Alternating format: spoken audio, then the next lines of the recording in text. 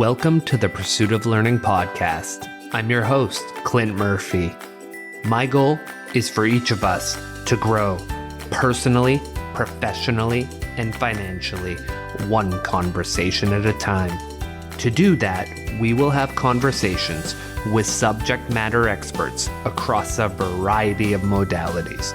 My job as your host will be to dig out those golden nuggets of wisdom that will facilitate our growth. Join me on this pursuit. Today's guest, Brad Ritter, joins me to talk about unlocking your potential through Purposeful Adversity.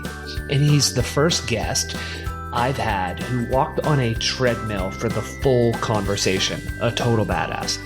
In his own words, we talk about mastering your inner dialogue, raising your self-imposed ceiling, and conditioning your mindset to seek purposeful pain and growth through adversity.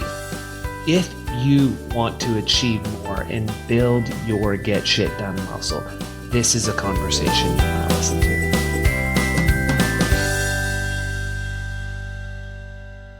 Brad, welcome to the show. It's great to have you here today. We are going to be talking about your book, School of Grit. Before we dive into that, for our listeners who don't know you, can you give us a brief bio of Brad? Yeah, no problem. Thanks for having me on the show too, Clint. Looking forward to this. I'm a pretty normal, average guy, is what I like to tell people. So I'm 43. I've been married 17 years. I've got two awesome kids. My daughter, Hallie, she's 11, getting ready to turn 12, but going on 16.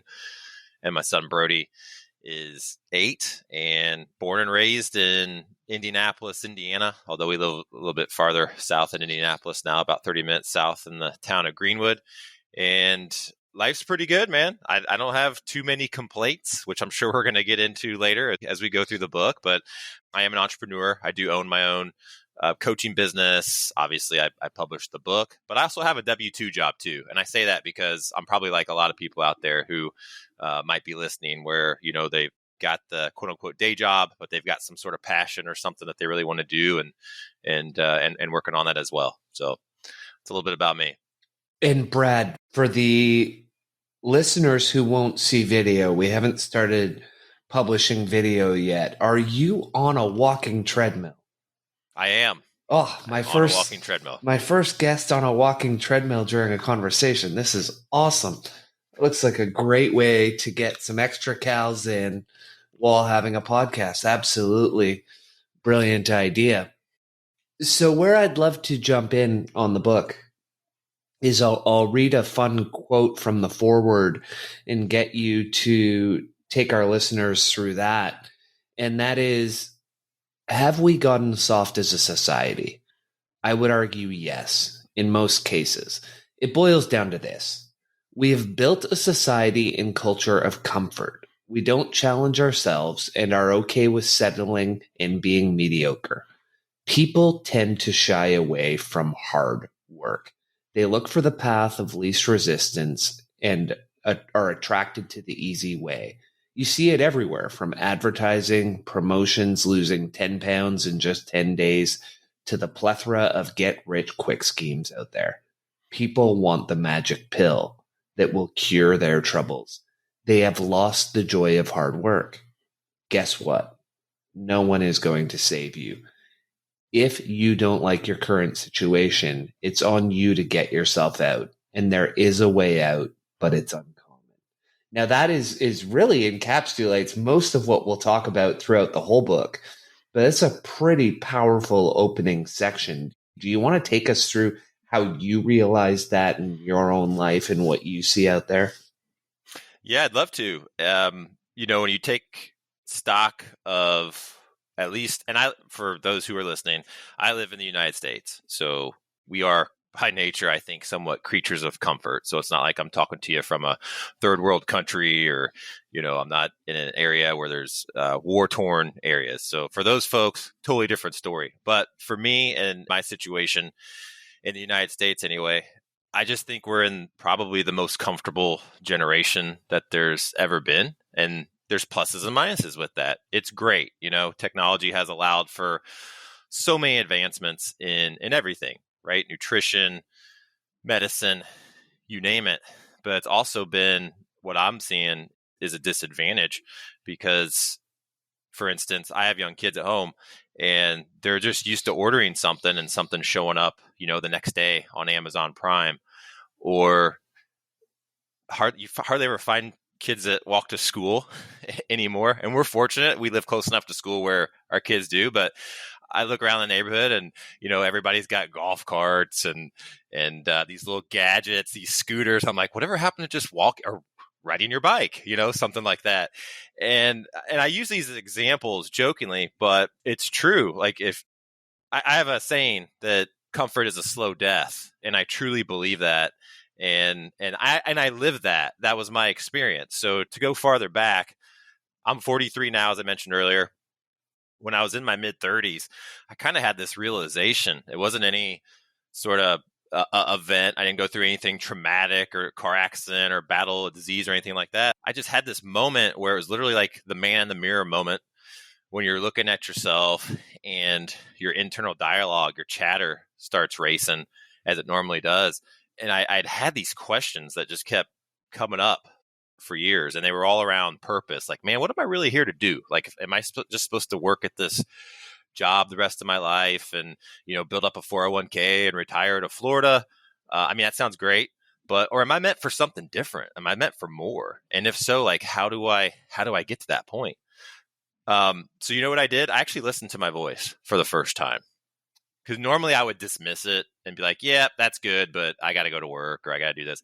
I actually called in sick that day, and I was just going to take a mental day, right? Back before we called those probably mental days. And I did some research, as most people would do, and went online and I typed in, purpose. How do you find your purpose? And as you can imagine, there was like 27 million hits on Google. I started doing all this research, and at the end of the day, I couldn't find any. I wasn't anywhere closer to finding my purpose than I was when I started out. I just kind of had analysis paralysis, if you will. But I'm a big proponent of, like, I love video. I love interacting with people over video, kind of like we are now. And so I went to YouTube and I typed in the same thing, like purpose. How do I find purpose? It was pure luck. But in the top 10 hits, this TED Talk came up. And this TED Talk, I like to ask people, like, hey, have you ever seen a TED Talk? Most people raise their hand. But I'm like, have you ever seen a TED Talk that changed your life? Not too many people usually raise their hands. This one changed my life.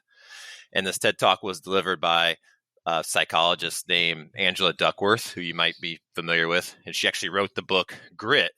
And, she didn't come up with the word grit, as she goes on to say, but she's probably attributed to, like, putting grit full face, out there in society and putting a definition behind it. So she goes on to say that grit is it's the power of passion and perseverance over the long haul. And the great thing about grit is it can be grown.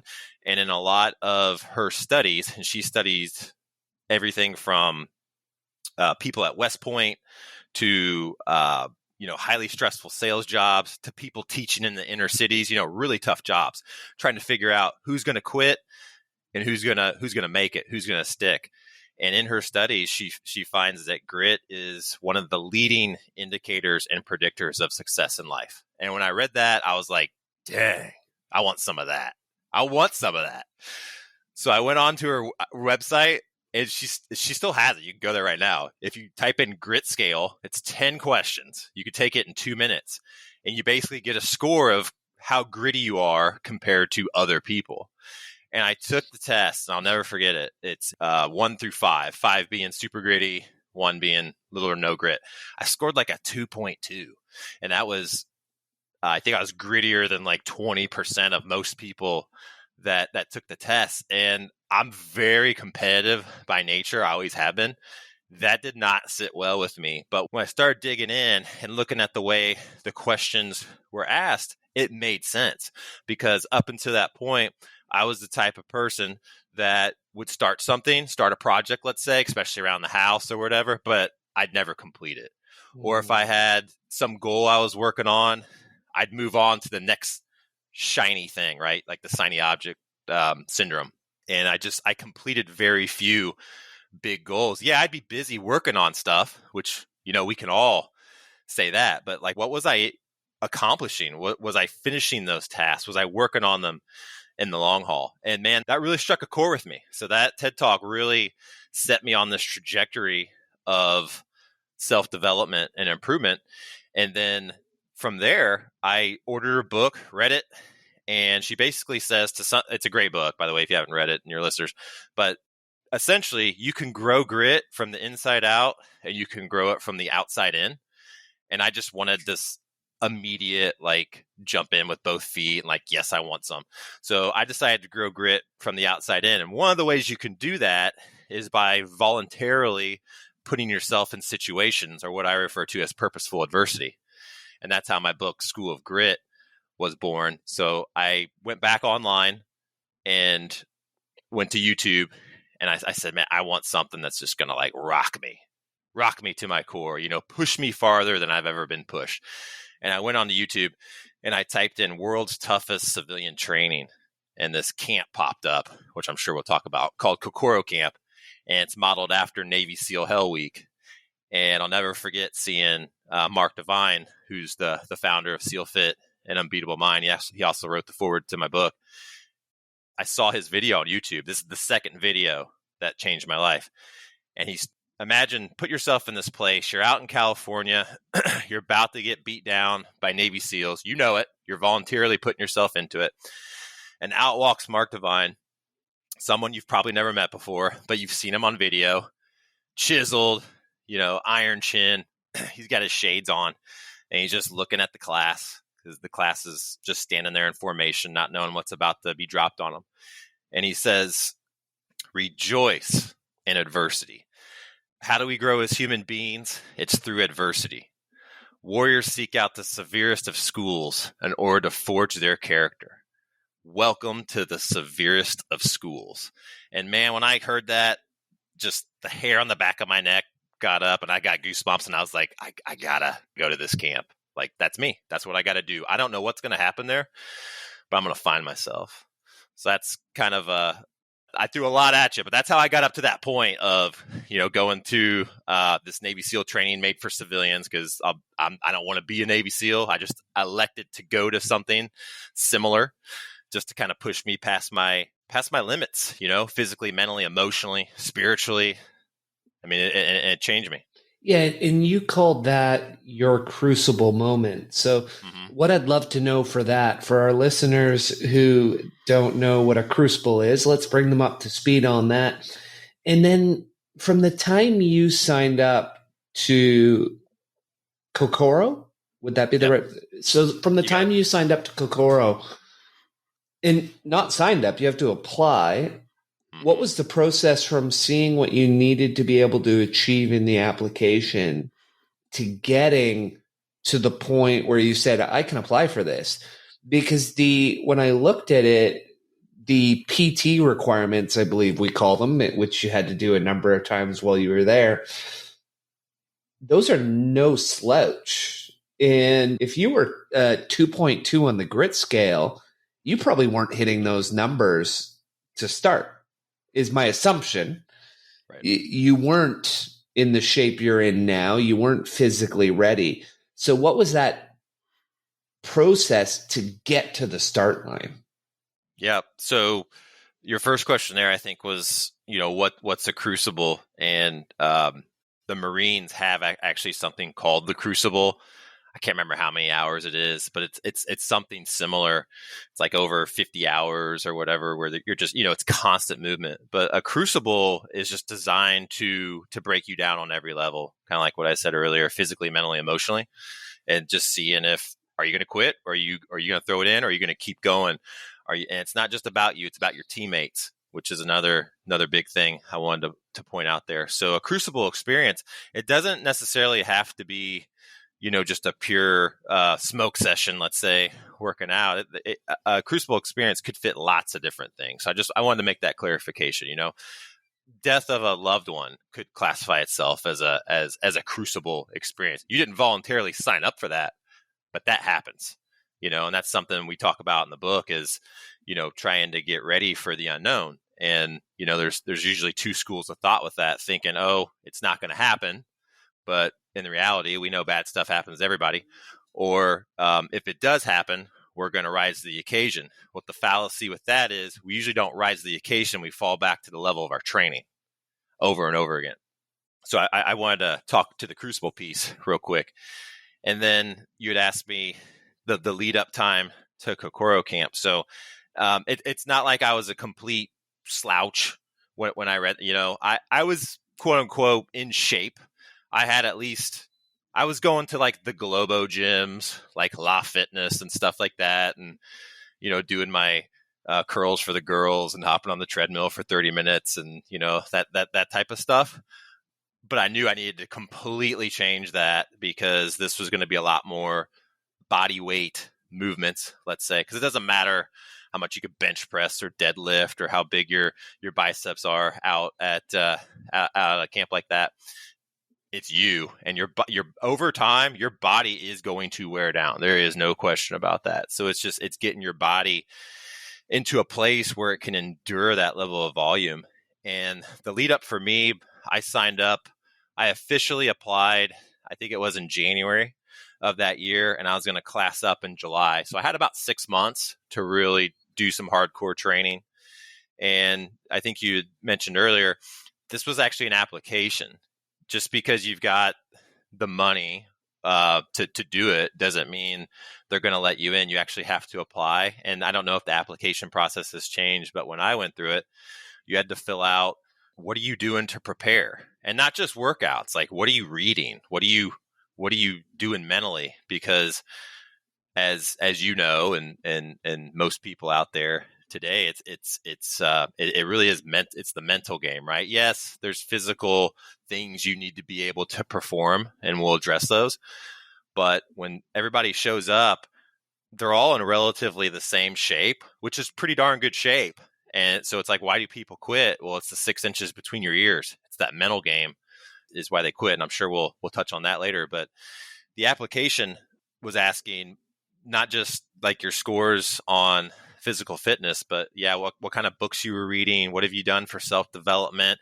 And here was the big one. Why are you doing this? What's your why behind signing up for this class? Because inevitably, and this can go for any goal, anything you're working on right now, literally anything, take it. You're writing a book, you're taking a class on this, you're working out. Okay, why are you doing it? And if you ask yourself why 3 to 5 times, you'll get to the root reason, the real reason of why you're doing anything it is that you're doing in life. And to get through a camp like that, it needs to be intrinsically motivated. It can't be, so my dad will think highly of me.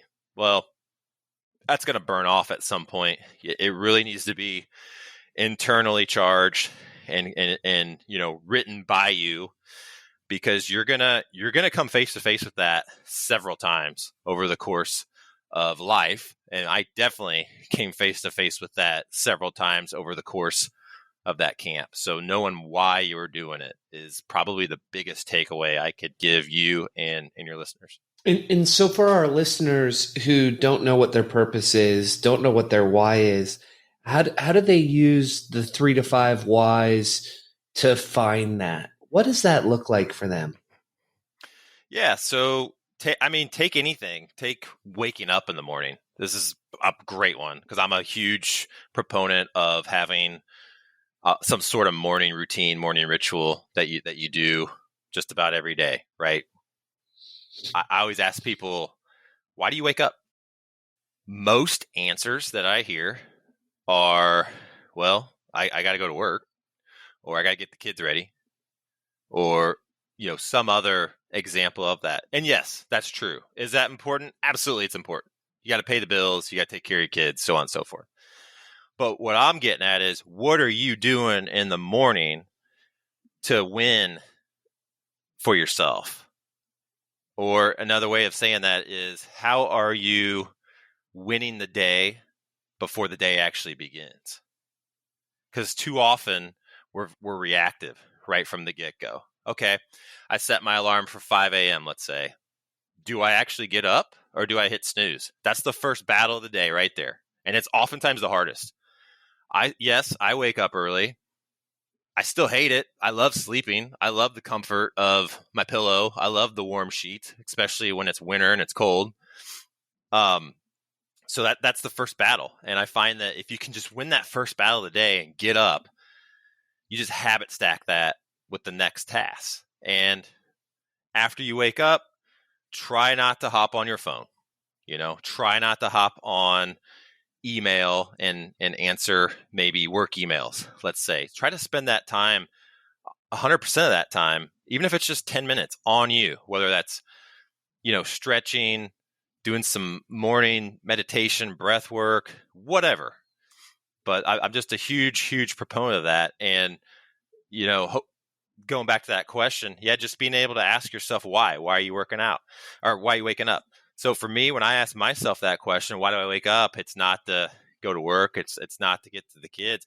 I wake up so that I can become the best version of myself through my morning routine. So I knock that out, and then boom, right? It's go time. You've got your day's tasks and so on and so forth. So it doesn't when you talk purpose, that takes time. It's not like you're going to snap your finger and immediately think of it. And for a lot of people, and that's the way I was up to my mid-30s, I hadn't really thought about it too much, like actually spent time in thought, reading, researching, asking questions. It'll happen. I'm just a big proponent that the answers are inside you. We just got to slow down and listen. Like, they're there, but a lot of times we got to get through all the crap, all the muck, all the outside interference, right? Because there's so much going on. Get through all that minutia, and the answer is probably there, and it's been there for a while. Mm-hmm. And the morning routine is one of the ways you suggest to the readers or listeners that they can demonstrate commitment, which is such an important part of this journey. Why is it that the morning routine demonstrates that commitment, and why do you believe so strongly in that aspect of it? Yeah, it's a great question. I didn't used to have a morning routine. Well, let me rephrase that. Everybody has a routine, whether they know it or not. Let's just say I didn't have a very effective one. Yes. Because I used to, sleep in until, the latest time that I possibly could, or had to wake up and go to work. And then my breakfast was pretty crappy, considering, it was cereal or whatever. And then I'm looking at my phone. Back then it was probably like a BlackBerry, if people even know what those are. But look at through, trying to see the emails that came through. So I'm already, in my mind, I'm just going through the normal morning. But when I look holistically, I'm like, I'm already losing from the get-go. Yeah. Already. I fueled myself improperly. I am playing defense. I am doing nothing really to help myself grow physically, mentally, emotionally. It's just, I'm just totally reactive. So yeah, I think it's the easiest place to start for people, because everybody does it. Everybody has a routine, whether they know it or not. So I would employ you to take stock of it, see if there's time. And I think everybody has time, whether it's 10 minutes or an hour, but see if you can carve that time out to start working towards something, whatever that is for you. It could just be reading, it could be writing, whatever, but carve that time out for you. And I just do it for a week, and I guarantee you're going to be like, oh man, this is good. Is it hard? Yeah, it's hard, because I don't like waking up early, like I said, but is it worth it? Heck yeah. It's like every time I go to work out, like, there's lots of days I'm not motivated, but man, every time I do it and I get that sweat afterwards, I'm like, oh, I'm so glad I did this. Like, so glad. So tying into the workouts, one of the important things you talked about, just starting, and everyone talks about concepts like the 5-minute rule, which I love. And we also talk about the importance of not giving up, but there's that difference between quitting and giving up, which is definitely comes into play when you're at Kokoro. And so Mark Divine had a quote that said, "Destiny favors the prepared in mind, body, and spirit." And so how does that tie in to this concept of I will not give up? And why is that so different for you than quitting? Yeah, I think there's a good distinction there between quitting and giving up. I tell people it's fine to quit if you're quitting for the right reasons. I've quit crappy relationships. I've quit goals, smaller level goals that no longer serve me, let's say. But giving up, when I'm talking about giving up, those are like the higher level goals. Those are like your dreams, aspirations, whatever you think your purpose is. Giving up on that, no way. That's something that I feel so strongly about, and it has to. If you've got something that you feel so strongly about, you're like, there is no way I'm going to give up and quit this. That's what I'm talking about. So there is a major difference between quitting and giving up. I actually think quitting's a good thing, and knowing when to quit. Um, Hmm. a lot of times we say yes to too many things. We just do by nature. So you got to get good at saying no, or you got to get good at maybe you've said yes and you're like, again, asking yourself why am I doing this? Well, if you can't answer it, or if you do answer it and it's not a very good answer, it's like probably need to evaluate that and alter course and pivot. And so, would you say after going through this process and working your way through it, has your ability or the amount that you say no increased? And Ton, absolute ton. and what tools, like what's the process? Like when something comes in, how do you evaluate it to give it a yes or a no? I ask myself one simple question. If someone approaches me about something, and it's either a hell yes or a hell no. Okay. It's really that easy. Like if you ask me to, hey Brad, are you interested in doing this? If I'm like hell yes, well yeah, cool. I'm in. It's just a matter of time. If I have everybody has that internal voice where you're like, you'll probably say yes, but deep down you're like, oh, I don't know. I don't know if I have the time or whatever. Just say no, especially if it's a hell no. Yeah, and then there are other decision making models out there. I mean, one simple one that I use is called the FITS model. So FITS. Okay. And the F is, does it actually fit your overall mission in life, or your purpose, or your higher level goals?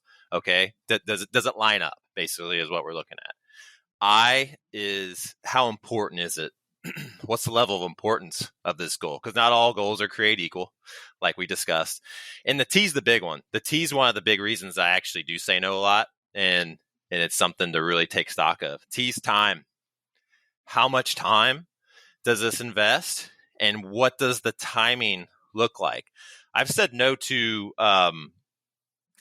quite a few different things in my life that I've later done. I've done at a later time, is basically what I'm trying to say. And it's okay to say that. It's okay to say, no, I'm not going to do it.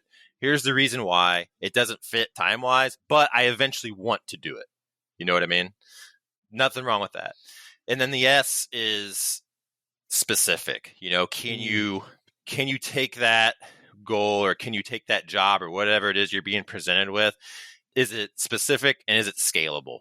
Am I able to, say it's like, hey, can you take on this project from work? Well, do I have the time? Yes. Am I able to chunk it into a way that I'm going to get it done? That's how you need to think about it. So that's a simple little FITS model that you can do pretty quickly as well. But I usually go with the first one, and the first one, it's led me on the right path so many times. It's either a hell yes or a hell no. And if it's like hell yes, cool, I'm interested. If it's hell no, it's like, nah. And sometimes you don't have to give a reason. Just say no, not right now. Yeah, I love that. I heard another podcast, and they were talking about a woman they said she was one of the best life coaches out there, and that might not even be the right term for it. But one of the greatest abilities she had was just her saying no, and she would just boil it down to simply thank you and no. Yeah, I mean, it was you don't have to put much more into that. Yeah, exactly. Her whole thing was like, it's a no. It's a complete sentence. You don't need to explain it. Throw a thank you on the front and you're done.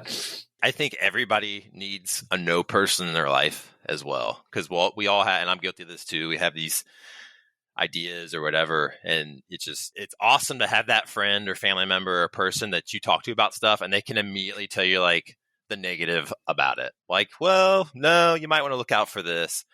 It's good to hear that perspective. and then you can decide for not whether you think it fits or not. But man, I think we need more no people. You see that a lot with professional athletes too, because they have a lot of money and notoriety and stuff, Oh, and their inner circle, they need it the most. Yeah. yeah, their inner circle is just feeding them. They're telling them, yeah. It's like, no, you need someone like us that could just, Yeah, nah, like this put is your the money in the stupidest bank. idea I've ever heard. Yeah, Like, no, exactly. don't do it. Yeah. Yeah, you see so many athletes and professionals who earn money at an insanely high level and then they're bankrupt. And no one around them tells them no. No one around them says, hey, yo, by the way, in 10 years, you're not going to be making $20 million a year. You're going to go from that to zero. So here's how we can set it up so that you keep making that money. It's such an important part of life and really something that's a big part of my focus too. But let's go back to giving up and quitting. So one of the things you talk about is when you set out for a physical training session or some other form of challenge, there are 4 things you focus on so that you don't give up: your breath, positive self-talk, visualizations or mental imagery, and goal setting. So why is it those 4 things, and what does that look like for you? Yeah, so what you basically just said there is what I refer to as the big 4 of mental toughness, which is something I learned out there at the camp. So this wasn't something I came up with. This is something that was taught to me, and I now teach it to other people. And could it be a big 5 or B6 or big 6? Sure, I'm sure there's different things you might be able to substitute in and out. But when you're presented or put in a situation where it's tough, all right, I like to start with the breath. I'm a huge proponent of the breath, and I mean we're breathing right now, but there's certain ways to breathe that are better, especially in the long run. Most of us are mouth breathers. And that's not actually a really good thing to do. We have a nose for a reason. So, being able to breathe in and out your nose, there's just so many, just science supports that. I mean, there's books on it. James Nestor wrote a great book called Breath that goes really, really deep into the weeds with it. It's very, very interesting stuff. But what we like to say is if you can control your physiology, you can control your psychology. Meaning, if I can control my breath, lower my heart rate, give myself some time to think, then I can control like what's going on in my mind, and I'll be more able to make a better decision. So that's kind of why we start with breath, especially when you're in strenuous situations. I mean, think about the last argument you might have gotten in with a spouse, a child, an employer, an employee. Chances are you're probably holding your breath. I like to tell people that, like, next time you're in a crucial conversation, let's say, take stock of your breath. Like, are you actually breathing or are you holding your breath? I'd say 9 times out of 10, you're probably holding your breath. And breathing just allows you to, I mean, I'm doing it right now. The listeners could probably hear that, but it just allowed me to think about what I'm going to say next. And it kind of fills that dead air and all that good stuff. So that's why I like to start with breath, because it's something we all do. Most of us don't think about it in terms of how are we breathing, how can we optimally breathe. And there are obviously breath practices, meditations and stuff that you can do on a daily basis to help with lowering your stress, lowering your blood pressure. That's one for me. I've had high blood pressure for a number of years, but since I've actually done some consistent breath practice in my morning routine, my blood pressure has lowered without the use of medicine. That's just from my own life. And I know everybody's different. Can you share, Brad? I'm doing it right now while we talk. Can you share the concept of box breathing and why that one is such an important part of your toolkit? Yeah. So box breathing was taught to me by Mark Devine, and it's very simple. So if you imagine a box in your head, and we like to go with like a 4 or 5 second count. So you're gonna, and this is all done through the nose again. So try not to do this with your mouth open. This is all nasal breathing. So you're just gonna breathe in through your nose for 5 seconds, hold for 5 seconds, and breathe out through your nose for 5 seconds, and hold for 5 seconds. And you're just going to repeat that pattern over and over again. I say do that when you're first starting off. Do it for a minimum of, I'd say, 5 to 10 cycles, but you can get up to, doing it for 10, 20 minutes. And then there's other habits you can put in there, like visualization, and it's just, that's where it starts getting really cool. And I know we've all probably heard of breathing, meditation. I used to poo the crap out of that. Like, this doesn't work. I tried it for you. I just couldn't find it. This is the one practice that was a game changer. And like anything else, I made myself stick with it. It was a challenge just to see if I could do it. I said, I want to box breathe for 5 minutes every day for a month. I kept it pretty small. Everybody's got 5 minutes. And I learned to love it. And then what I would find is, man, I'd escape into my own mind, or the 5 minutes was no longer long enough. I wanted to extend to 10, 15, whatever. But that's the basis of box breathing. So it's pick whatever interval you want. The average is usually around 4 or 5, and it's done through the nose. So 5 seconds in, hold, 5 seconds out, hold. Love it. Yep. And then there's another, I'd say I do that every day. And when you're in stressful situations, it's going to be a lot harder to hold your breath. I don't recommend it unless you've had some training. But you can do what's referred to as tactical breathing. It's very simple. So you're just going to take 4 seconds in, 4 seconds out, 4 seconds in, 4 seconds out. Ideally done through your nose, but that's a way that you can remain calm in very stressful situations as well. Awesome. So then, and I love it. I also do it all day, every day. Not all day, but throughout the day. If I'm in meetings, I'm listening to people, focusing on the breath, counting the ins, the outs is a good way to say, okay, I'm not thinking about what I'm going to say or what's happening today or tomorrow. I'm just focusing on them, and I'm counting my breaths, and I'm just being here, present in the moment. So I love that one. And so that's a good point, Clint. Sorry to interrupt. Yeah, because you mentioned something there. Yeah, don't think like you just got to do this in the morning. You can do it throughout the day. We call those like spot drills, especially like after a meeting, before a meeting either. So it's pre-standard operating procedure on my coaching calls. Guess what we start off with? We all get grounded. I tell people to drop their rucks because we're all carrying weight, some sort of weight, seems like. So put that on the ground and let's just get present right here, right now. So we all do box breathing right before every call, and it's awesome. Just gets everybody on the same level and present. Well, that makes a ton of sense. Absolutely. And so the last three were positive self-talk, visualization, and goal setting. Mm-hmm. I took you on a tangent on the breath. I'm happy to go wherever we need to go, but yeah, that's it's that important. So yeah, positivity, as the name states, is positive self-talk. I can't remember I don't know what the exact stat is. You've probably heard something similar, but we have an average of 50,000 thoughts running through our heads every day. Chances are half those thoughts are the same ones you had yesterday, and take stock of how many of them are negative versus positive. I mean, that's what 98%. Yeah. We're our own worst critics. Yeah. I can tell people, would you talk to your friend or your loved one the way that you talk to yourself mentally and internally right now? Mm-hmm. So really take stock of that. And to prove that point, I hope I don't butcher this guy's name. I think it was Dr. Emoto. Are you familiar with he analyzed water crystals and snowflakes? Are you familiar with this? No, I haven't heard this one. It's fascinating. So he looked at crystals inside of snowflakes, and he would subject them to positively charged music or negatively charged music based on the lyrics and stuff like that. And when you look at them underneath a microscope, as you would think, the positively charged ones were beautiful, like pristine, just absolutely gorgeous to look at.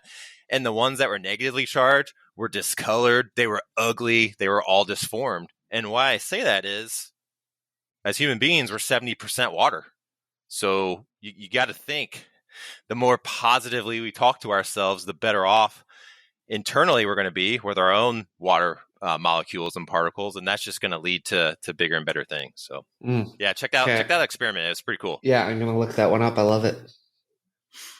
So positivity, and I'm hitting these kind of quicker. Sorry about that. No worries. And then we've got visualization, which is another game changer. And what I mean by visualization is actually seeing yourself being successful. That starts first thing in the morning. So if you have a morning routine and you're waking up, and just say you've got that 5 minutes to box breathe. We all have 5 minutes. Like, see yourself being successful. See yourself going through the day and accomplishing goals. Or maybe you've got a big speech or a big presentation at work. See yourself knocking that out of the park. Or you got a big race or whatever that is. See yourself doing it and feel what that's like at the finish line of just knocking it out of the park. It's what Sun Tzu said in The Art of War, something to the effect of victorious warriors first go to war having thought about winning instead of just showing up and hoping they win. I totally butchered that, but that's the I get the idea. Yeah. You get the idea? Yeah. So it's like, before you go to war, like, visualize yourself being successful. And war for us, I'm not in the military. I have some buddies who are. I actually have a few that are currently deployed. So obviously they're fighting real wars. But war for us, everybody's going through a war. Everybody's going through something you just don't know about. And that's oftentimes the battlefield's life. So that's our own versions for people listening out there. But see yourself being successful, So that's visualization. And then the last thing I kind of touched on a little bit was goals, like setting realistic goals. So, if you're going to go run a marathon, you're probably not just going to buy brand new sneakers and go run. You're going to set up, you're going to have a proper training program, crawl, walk, run sort of thing to get you ready to go run that marathon. It's no different than any other, big goal, whether you've got a huge recital coming up or a huge presentation, scale that backwards, mark it on the calendar, what you need to be doing week in, week out to prepare yourself and do that big thing. Earlier, you were talking about the idea that we don't rise, we fall to the level of our training. And so we've been talking about training and practice. And I love this quote that you wrote, which was, by consistently forming habits of deliberate practice and pressure testing them for when things go wrong, you can help to bulletproof your mission. Rising to the occasion is just an illusion. And one of the ways you've done for yourself is you've introduced a fun concept in your life called monthly milestone challenges. What do those look like for you? And how can I or the listeners introduce these in our lives? Maybe not at the same level, but crawl, walk, run. That's right. What does that look like, Brad? Yeah. So that saying, we don't rise to the occasion, we fall back to the level of our training, that too's from the military. You'll probably sense I pull a lot of analogies and stuff from the military, but it's so true. When stuff happens, you're going to fall back to your level of training. Otherwise, it's just hope, and hope's not a good plan. Mm-hmm. I'm sure, as we all know, hope's not a really good plan. It's important to have hope. I'm not saying that, but if all you have is hope and that's your plan, like, good luck. Like, I'd rather know that I've rehearsed this. I've done some dry runs. Deliberate practice, meaning you're practicing, but you're getting active feedback. You're being critiqued by someone, hopefully, that's better than you, and saying, hey, that was good, but here's some other areas you can shore up. That's why, having friends who are in the military, that's why they train so hard. They tell me oftentimes, getting deployed's the kind of the fun part in a weird way, because that's when they actually get to go actually do the real work. That's why they train so hard. They make their training so hard, because what's the saying? It's better the harder your training is, the less you'll bleed on the battlefield, that type thing. So yeah, that's why I say, rising to the occasion is just, it's a pipe dream. It's all about, have you trained? I mean, it's say I had to go give a TED talk tomorrow. Well, if I haven't been putting in the work, what's the likelihood that I'm just going to go there and just deliver this awesome, TED talk where there's millions and millions Probably not very likely. Is it Close, possible? close to Yeah. zero. Close Close to zero. Is it possible? Yeah, I guess there's always that little sliver of hope. I'd rather put in the work than That's to right. better my chances. That's right. Yep. So, and then, one of the ways that you can practice this, and again, crawl, walk, run, just meet yourself at the level you're at, is just giving yourself monthly milestone challenges, like whatever that is. So the easy one I always go to is working out, physical fitness. So every month I usually like to challenge myself with some gnarly, 2-hour workout of some time. Why? Because I love that feeling when you're working out to where you've pushed yourself, your body's broken down. You've pushed yourself so hard that like literally all you can think about is just your next breath of air. You're like you're just taxed. And those are the moments I love. That's why I like working out, because that's when quitting starts to enter your mind, or like, why am I doing this? I'm the only one out here. Why am I doing this? Why is my crazy neighbor looking at me like he wants to call the cops because I'm flipping this tire?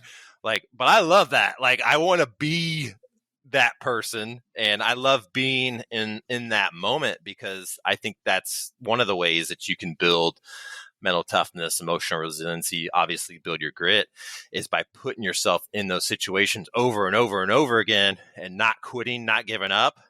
That's just going to be habitual, and it's going to follow you along to anything you decide to do for the right reasons. So what's one of your favorite milestone challenges you've set for yourself outside of Kokoro? So we in our coaching group, one of the things that you get access to is you get to work out alongside my tribe, my group. So I lead workouts every Saturday morning, and once a quarter, we usually pick something pretty tough to do. So we actually just got done doing one a couple months ago. We had never done this, and the feedback was amazing. And I think I'm going to make it an annual thing. It's walking. So just like I'm doing now, your mission is to walk, but it's to walk for 24 hours straight. So let that sink in a little bit. It's a lot of people can walk if you're medically able to do it, but when's the last time you walked for 12 an entire day? You could take as many breaks as you wanted, but the idea was, take a break, eat, drink, take a nap if you need to, but get back in the game and see how many miles you can build up over the course of that. So, we're safely pushing our limits to learn more about ourselves. That's what I think is so much fun, because that's where you really, see what your character is, and you learn new things about yourself, and so on and so forth. So we call that the long walk. And did you do the long walk with a ruck or a weighted vest, or did you just long walk? I just did the walk. Okay. Yeah, trust me, it's tough enough. Yeah, exactly. You can. Hey, if that's what you want to do, no. You do you. I'm not. Yeah, we had some people that did. I tell you what made this really, really sweet, Clint, is as I mentioned earlier, I'm married. My wife went alongside me, and dude, the level of conversations we had in the wee hours of the morning, like when it was really getting tough, it was amazing, man. It like took our relationship to another level.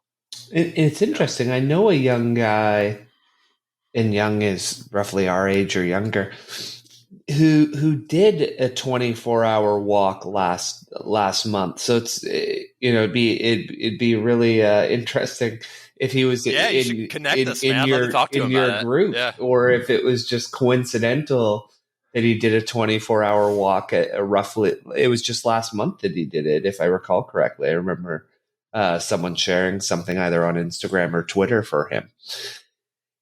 That's cool. So when I'm going to flip to a fun time in your past. So you were at an awards dinner for a company when you took on a new sales role, and you got the boss in the hallway, and he only had a couple minutes, and you asked him a question. And you said he stopped dead in his tracks, looked me square in the eye, and said, "Most people, when they start something new, it can take a while for them to dip their toes in. Very few jump in the deep end and attack this job with everything they have. My advice is to jump in with everything you have. If not now, then what? And you had asked him, hey, I'm new here. How am I going to be successful in this role? And that was his answer. Dive in. Take the training wheels off. Yeah, you took me back, man. I can picture that. So I worked for one of the big three in higher education publishing, and I was a brand new rep. This was probably about 11 years ago. And my very first day with the company is at their national sales meeting. And a lot of big companies have these types of meetings. And there was an events night. So they called it prom. But basically everybody dresses up, you're in like some fancy clothes. It's an awards dinner, and you're recognizing the superstars of the company, like the number one rep, the top performers, all that good stuff. And they get to walk across stage, give a little speech. I mean, it's pretty special stuff, like pretty cool. And they get rewards, usually monetarily. So I just happened to, hit the bathroom on a break, and there's the CEO of the company, and I'm brand new. We're like washing our hands in the bathroom, and I'm trying to think, man, what am I should say something, but I don't know what. It's the bathroom. You don't want to be weird, so I wait till we walk out, and I said, hey, didn't want to bother you while you're obviously using the bathroom, but I'm new here, new to the industry. What advice do you have? And yeah, he gave that exact answer. Shout out to Brian Kibbe if he's listening right now. And yeah, he said most people when they start takes them a while to get going. He's like, my advice is if you want to be one of those people across the stages, you just dive in with both feet. It doesn't matter you don't know what you're doing or you don't know the product or whatever. The key is just it's that hard work. It's getting in. It's that sort of that daily grind, and you're going to learn. You're going to learn a lot about yourself. You're going to learn a lot about the industry, around the products, about your customers, and eventually you're going to become, quote unquote, one of those top performers or one of those experts. And that's what I did, man. And that is sound advice, because at that time I was motivated. I was motivated by different things too back then. I mean, money was definitely one of them. And I had the opportunity to do pretty well, just the way the comp plan was written and stuff like that. And yeah, I cashed in, man. I dove in, and that was good. I'm glad it has changed, because I'm in a different part of my life where, yeah, is money important? Yes, absolutely. Do I want to burn the candle at both ends day in, day out like I did back then with a fan? No, I don't, because there's more important things. Yeah. So not to derail that, but yeah, that's the story, man. So dive in, just get in, go after what you want, and do the work. Just get in, do the work, believe in yourself, ask questions. Having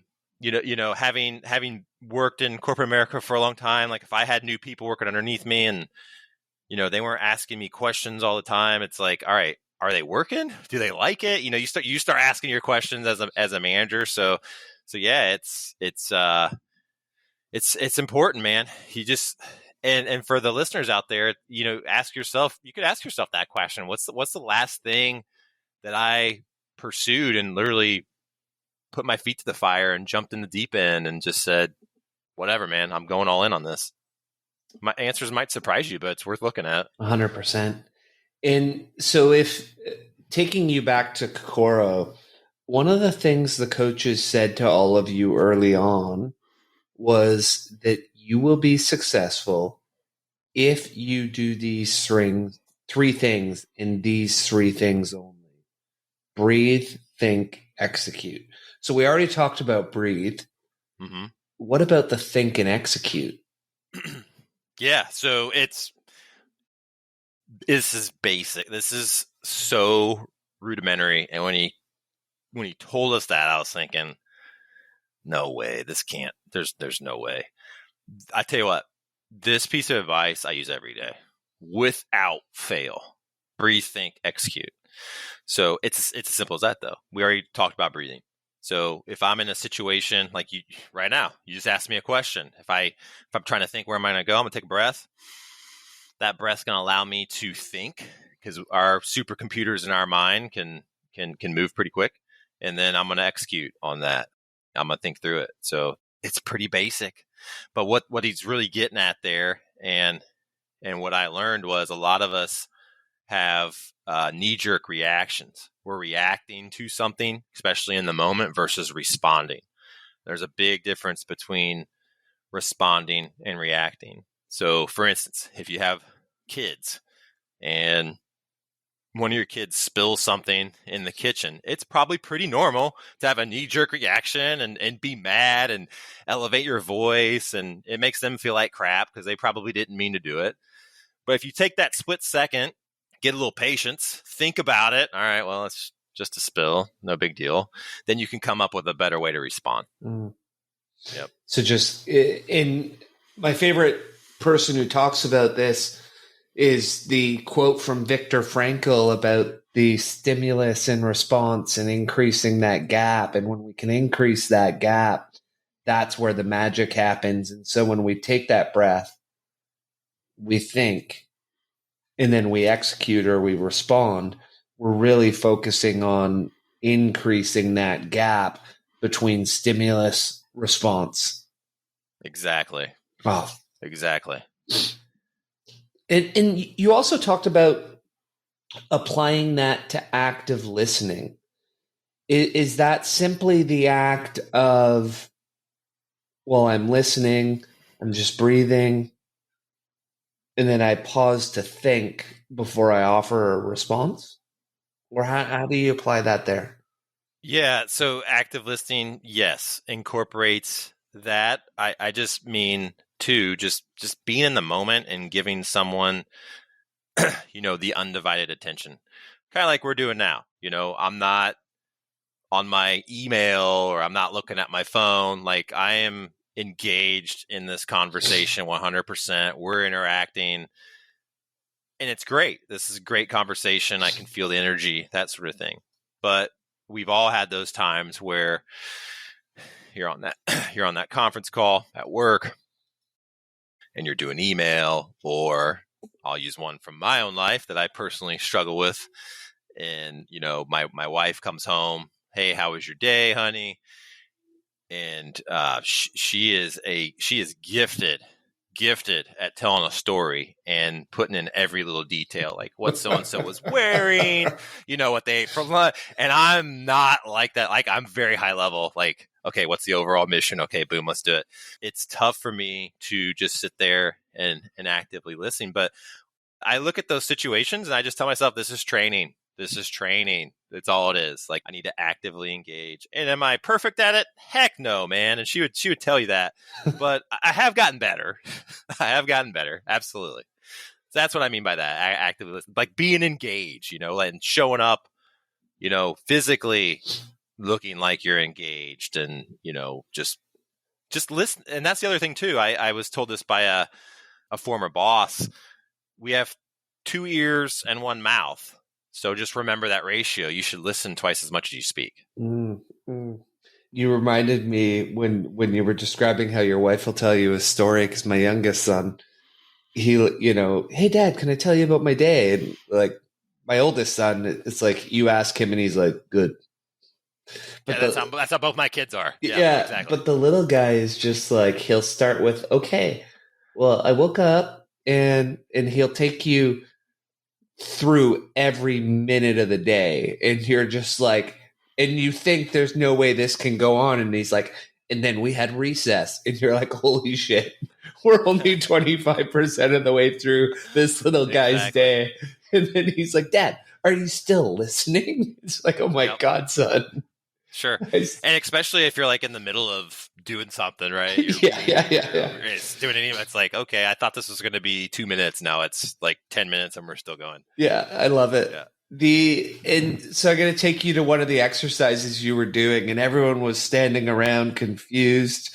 No one knew what they were doing. And so the coaches started ripping on you guys. What? There's no leader? Who the hell is going to lead this team of sorry asses? And so that made you realize, in hindsight, you have the concept of the SEAL ethos.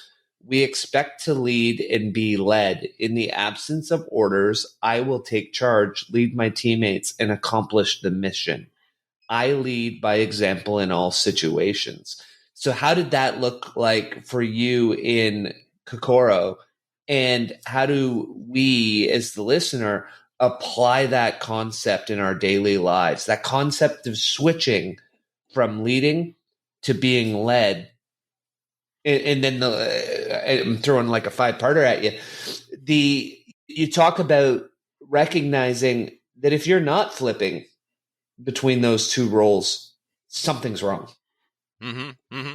Yeah, we can start with that latter if you want. It's look at any leader, whether it's at work or we're all in leadership roles, whether we know it or not. And I would ask yourself, how often am I flipping between leading and following?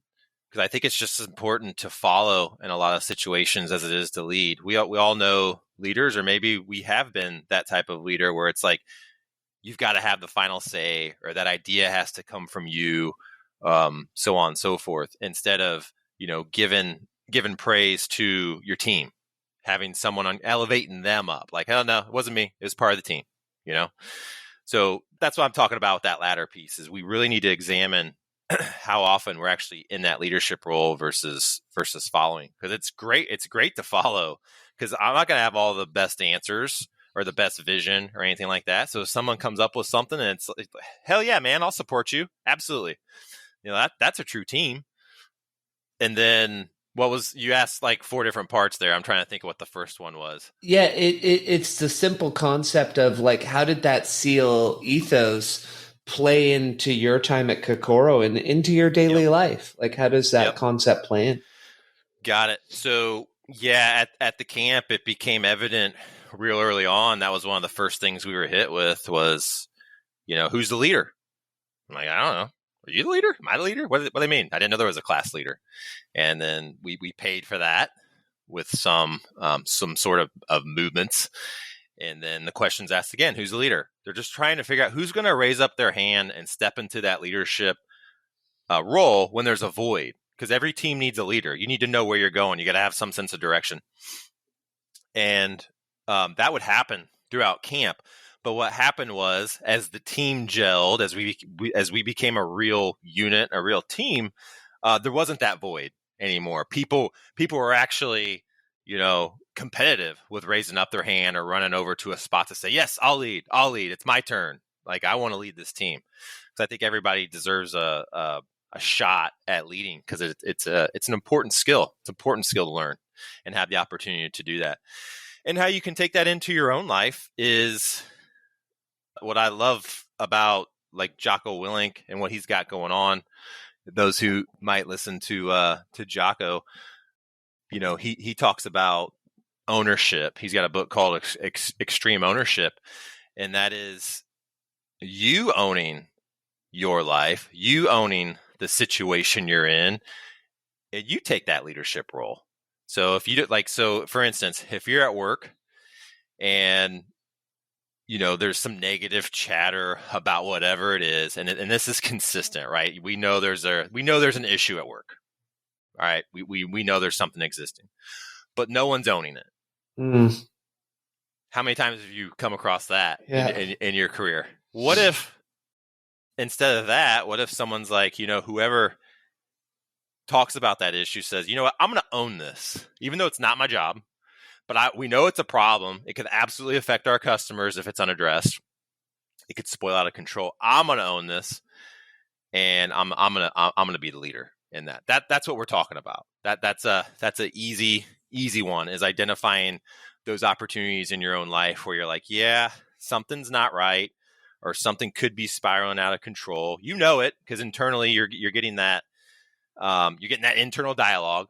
And instead of me just turning a blind eye or sitting there and doing nothing, which is what we oftentimes do, I'm going to own it and I'm going to lead. I'm going to find a way to either mitigate it, go around it, overadapt, and come. We talk about that at work as a concept of owning the D.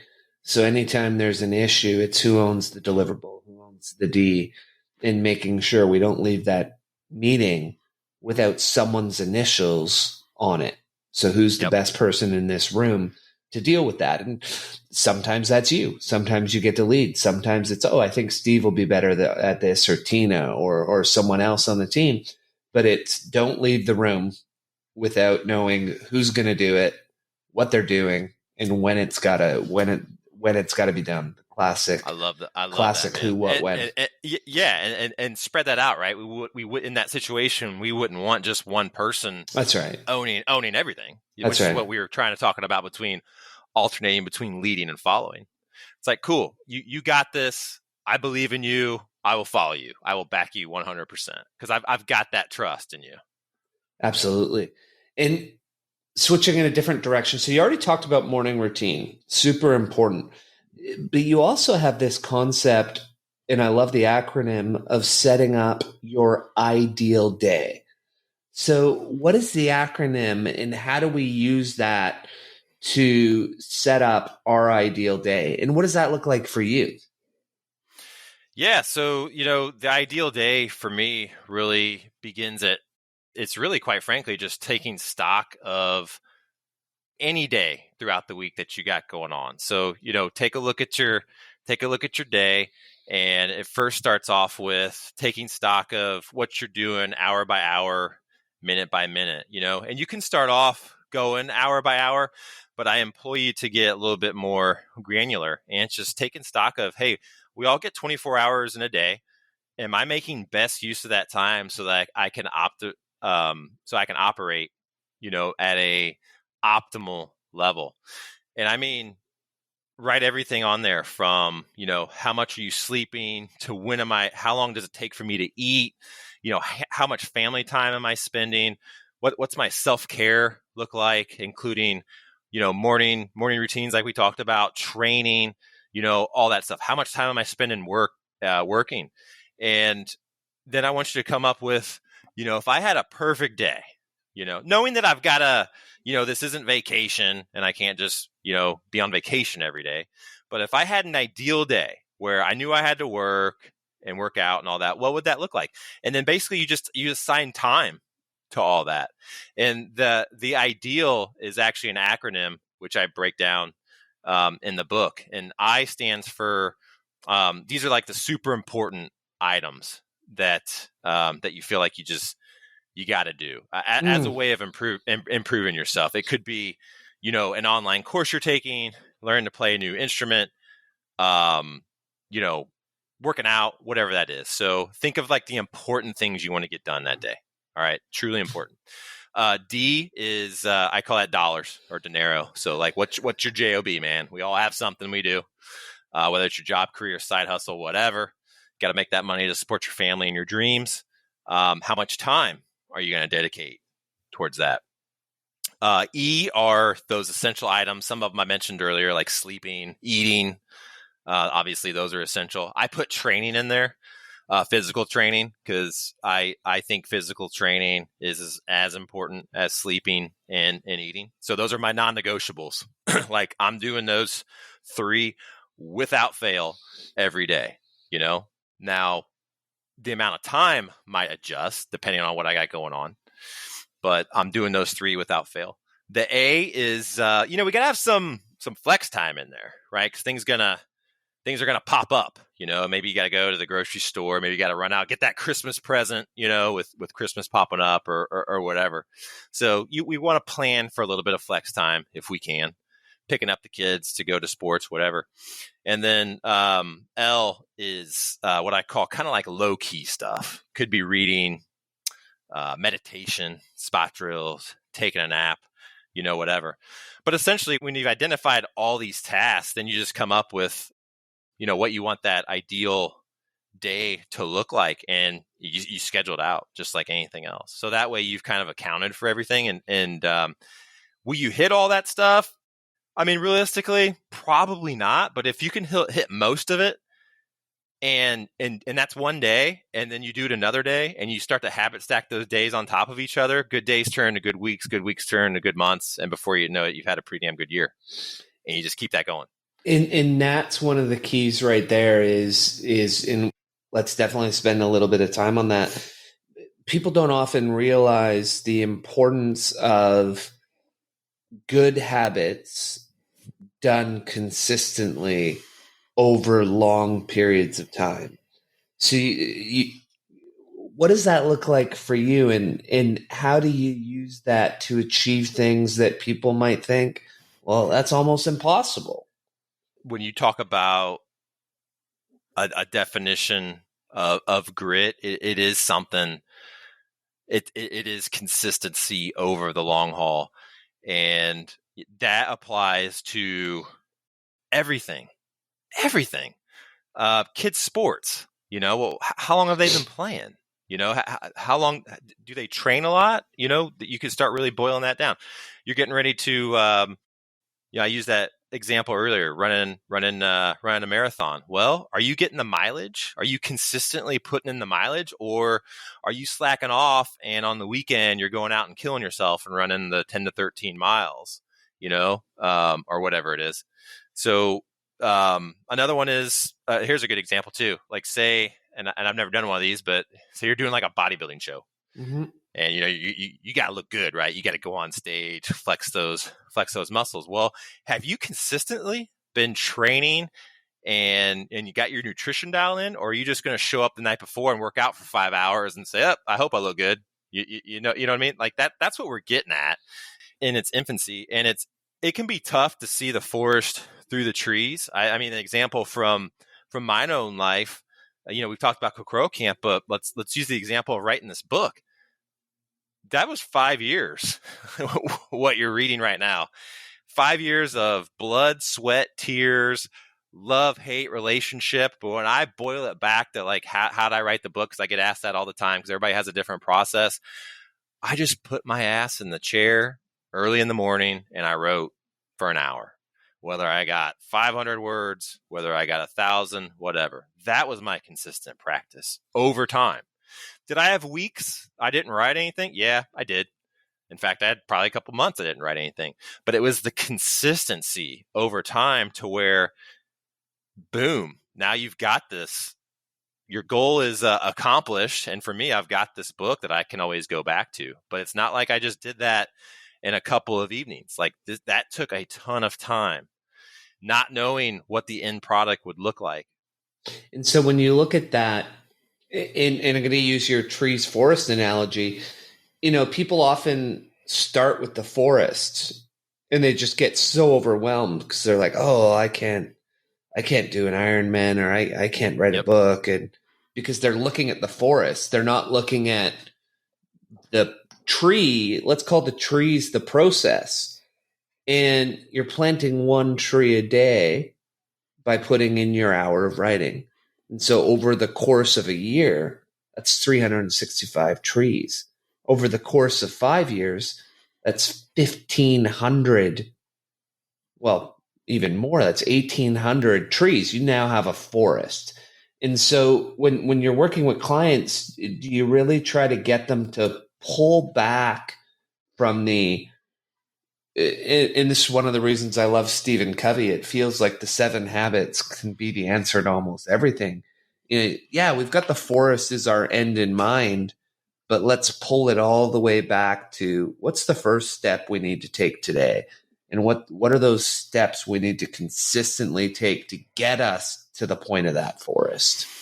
That's it, man. Just being able to take that goal, work backwards, chop it up into easy to digest things that you can do daily. Like it, and that's why, going back to how we opened up this podcast, it's hard work. I'm not saying it's not hard work, but you got to put it in. There isn't that magic pill that you're going to snap your fingers and boom, but just stick with it. Like it will happen.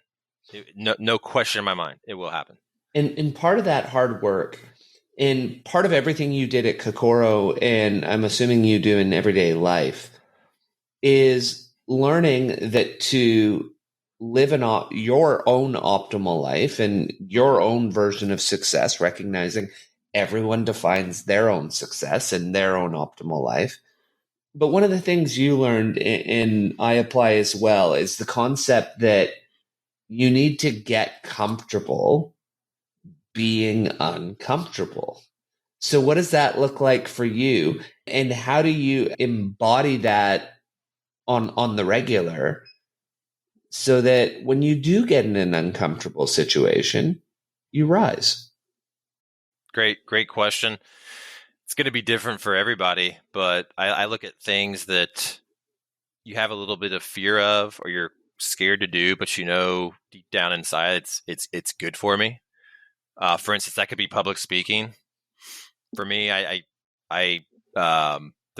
I get anxiety and stuff before I'm going to go on stage? Yeah, absolutely, right? Because I want to do a great job, but I know it's good for me. And then more importantly, I think about, what if I don't deliver this message and the person that's there in the audience was like just primed to hear it? And what if that could actually help them out just a little bit? And I don't want to do it because I'm scared. No, sorry, I'm going to do it. I'm going to walk through that door. I'm going to hop on stage. So it depends on, what it is you're fearful of. But this to me goes to a bigger conversation too about courage, because I'm a believer that courage and fear go hand in hand. In fact, I also like to say that those who are the most fearful have the opportunity to show the most courage and be the most courageous. I share this with my son and daughter every day. But like one of the ways we do that is fear of heights. So like my son's got a fear of heights. He's 8. But we will, I'll pull down the ladder of the attic, and like just even going up, he starts to get a little freaked out. But I'm there alongside him, coaching him just to kind of get over that. So to be comfortable while being uncomfortable. And that's where all these tips and tricks we've been talking about for your listeners, that's where this comes into play. That's where the breath control comes into play. Because what happens when we get scared or we're in an uncomfortable situation, blood pressure usually goes up, heart starts beating faster, maybe you get sweaty palms, you can feel the redness coming upon you. So breathe. All right, just remember, fall back on that breath, center yourself, right? And that's when you start going through that big 4 of mental toughness. But the more we put ourselves into uncomfortable situations, that is where the growth happens. Mm-hmm. No doubt in my mind. The most growth you're going to experience in your life is going to come from some sort of adversity. Whether you invited that into your life or unfortunately it just landed on your face and you're stuck with it, right? But that's life. We know life's going to hit us in the face. It's not a matter of if, but when. But the great thing for us is today, just like planting a tree, we can plant that seed today and begin to work towards that. I'm not saying your life's going to be easy, but I will say it will be easier if you have a strong foundation to fall back on. And one of the ways you love to challenge people with that one is to say, hey, have a cold shower every day for 30 days and see what that's like. And, you can't tell because you're on the other end, but I'm here in Vancouver, so we're not as cold as the rest of Canada, but we're probably about 0 to -5 right now. And my office is a separate little building. I'll call it my man cave in the backyard. And my heater hasn't worked for a little over a year. So the repair guys are looking for some parts for it.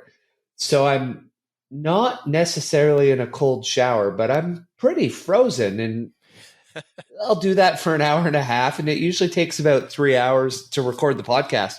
It usually takes about 3 hours before I'm like, oh, hey, I can think things feel warm again. So it's just that, I can make a choice. Well, don't come out here and record a podcast. Find a suboptimal space and wake everybody up in the house at 6 a.m, or just be uncomfortable for a 90-minute podcast, and then go about your day, warm back up, and take it as a long cold exposure. And then how much do you love coming back into the heat after you've been exposed to your cold temperature?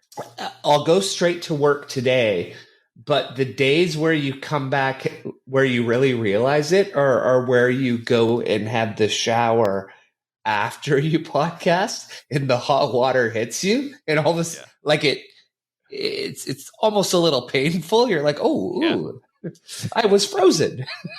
So but I love cold exposure. For some reason, I don't necessarily love cold showers, but like jumping in the cold plunge for 5 minutes and, going underwater for a minute or so, it just feels magical. Like getting under that water and box breathing. Well, you're not really box breathing. You're just holding your breath, but right. Meditating. And it's just, to me, it's just a magical feeling. There's a really cool documentary I just started watching called Limitless with Oh, Chris Hemsworth. Have you seen that? The I've seen actor the that plays Thor. preview, but I haven't It's started. It's awesome. worth it, But yeah. yeah, it's totally worth it and I don't want to spoil it, but basically he's looking at ways to increase how long we live, sort of longevity. And the research is showing that exposure to extremes, whether it's cold or hot, has a dramatic effect on one's immune system to ward off disease and stuff like that. So yeah, it's very, very cool stuff. So yeah, exposing yourself to cold water in a safe manner, and then also jumping in a sauna or what have you. Yeah, it's showing some really really cool effects. But yeah, to your point, how do we get as uncomfortable? Keep it easy. Look at the stuff you take for granted every day, whether it's air conditioning or heat, waking up early, eating the right stuff instead of the sugary whatever that's eye level. Like, start doing that stuff. Yeah, it's not easy, but you're going to see some effects over the long run. Yeah, and absolutely. And I had another guest on, and he talked about like with food. He's like, "Well, I'm not a nutritionist, but like I keep it simple. Like whole Yep. natural foods, buy the best option available, eat at the same time every day, like eat a variety of foods." It's like, well, it's not Yeah, that hard. yeah, we're all different with that, and it's like I still eat pizza and have donuts and stuff like that, but moderation comes into Exactly. effect there, Yes. So look at moderation, and then when you're shopping in a grocery store, try to stay on the peripheral as much as possible. You start going into the guts, well, that's where the cereal aisle is, and it's like I try to stay away from that aisle as much as possible because I know if I go in there, I'm probably walking out with something. Same with like the chip aisle, but yeah, load up on fruits, veggies, whole foods. And I'm not a nutritionist, but I know what works for me and what makes me feel good. I love it. And so one of the questions I want to end with you before we dive into our version of the final four is the when you talk about finding your purpose, like we talked about the whys, but you also talked about something you had read called the gift method, and you referenced that in your book. Is that something you can share with our listeners so they can start to really dig into their purpose? Yeah, absolutely. So I was at a retreat for dads that was called, it still is, Dad's Edge Alliance. It's still around. Shout out to Larry Hagner if he's listening. But as the name would suggest, it's where dads could go and work on being a good dad, because that was something that was important to me. And there was a guest speaker there whose name's Tuan Nguyen, and Tuan, actually, he lives in Canada, incidentally. Great dude. If y'all don't know Tuan, look him up. But he's just uber successful. But what I loved about Tuan was his message, and he's got a big heart, man. He's just got such a big heart for service. So he's the one that shared this with me.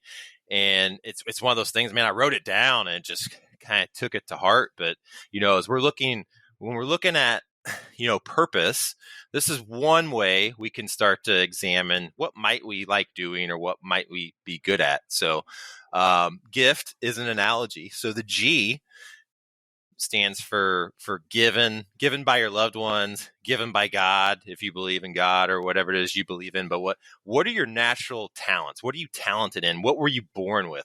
And that might be kind of tough to answer.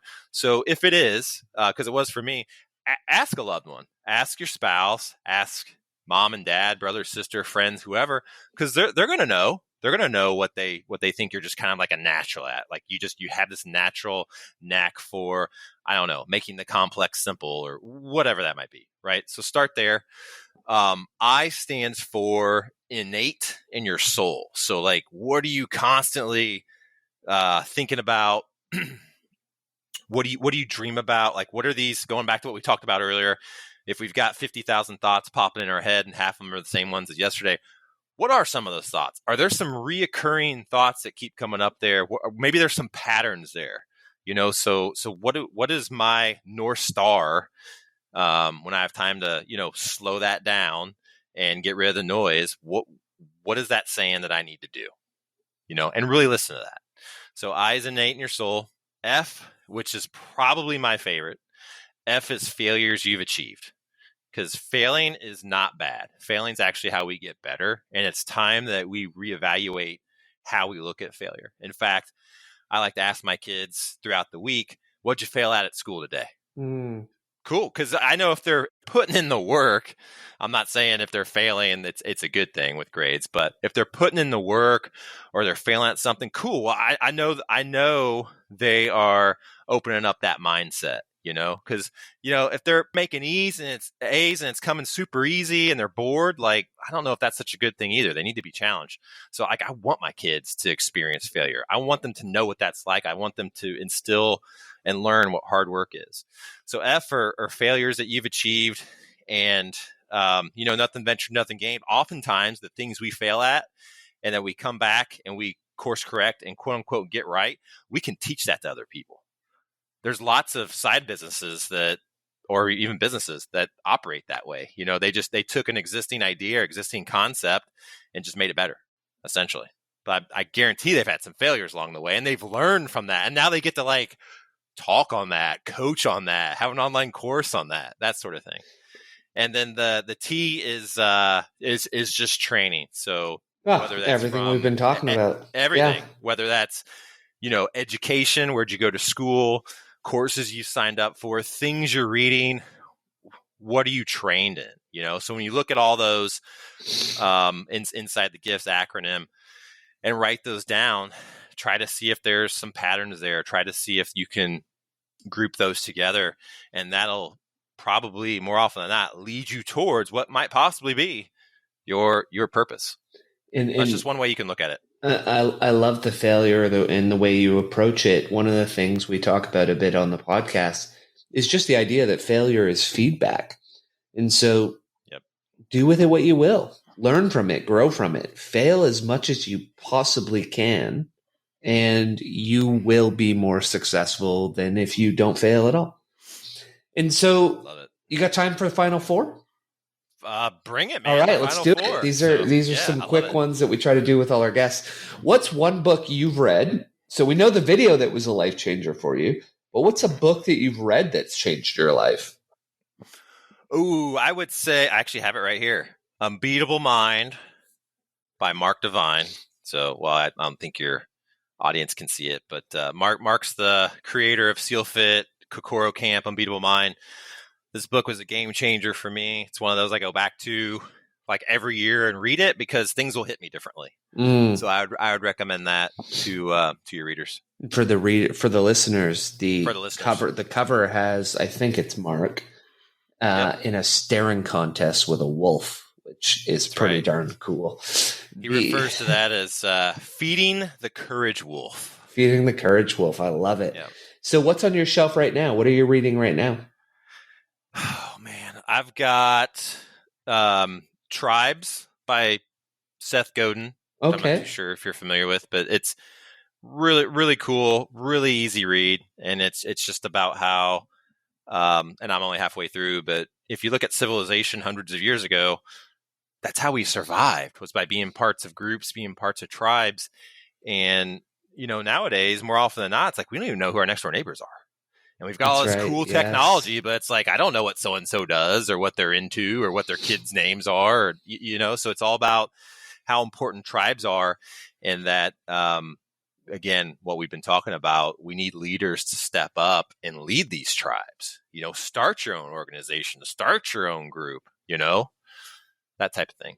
Love it. So, right now I'm reading Tribe. I have a couple. I'm going through Angela Duckworth's book, Grit again for the third time. But I'm doing we're doing a book club with it. It's with my membership. So it's a lot of fun. So we're taking it chapter by chapter and reading it and then talking about it in depth over calls. So that's been a lot of fun. Oh, I love doing that with people. Yeah. So what's one thing in the last 12 to 24 months that you've spent $1,000 or less on that you wish you had bought sooner? Oh, man. Great question. There's so many things I've spent money on that I wish I would have bought. The one, okay, this, so I bought so let me back up. Do you have time? Yeah, of course. All right. So throughout my career, I've been in sales. I've been a consultant for since 2003, basically. I've been very fortunate because I've always had a company car, always, which is awesome. When it's now not, I didn't get to pick what to drive. We drove like base model, whatever. But gas was paid for, oil, all that good stuff.